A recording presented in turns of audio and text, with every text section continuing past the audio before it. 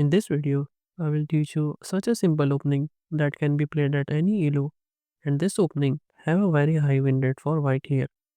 It begins with the move e4 e5, and instead of playing the unusual knight to c3, you will go for bishop to c4 first. Knight f6 develops with tempo. Then you will simply defend this pawn by playing d3.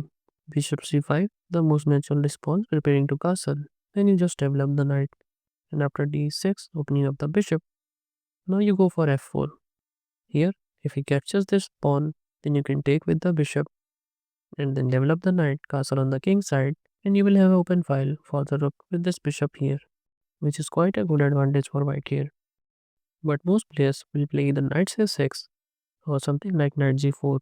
First, let's see knight to c6.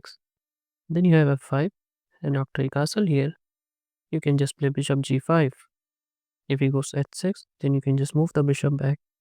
G5 is not a good option because you have f takes g6, also capture. Now you're threatening this. So he got to play bishop e6. Then you can just move your knight here. Now he got to take, otherwise this knight is in trouble. So he takes, but then you can take. And after something like king g7, you can just take.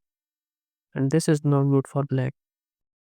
What if he plays some another move like bishop d7 for example?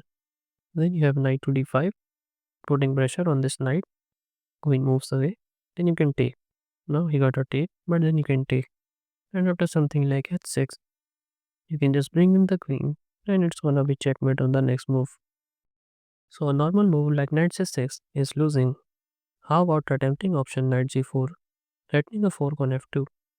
Well then he will play this strange move f5, letting him playing knight to f2.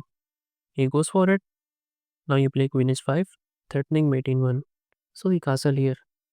Then bishop g5, developing with tempo. And he cannot move this f pawn as there's a pin here.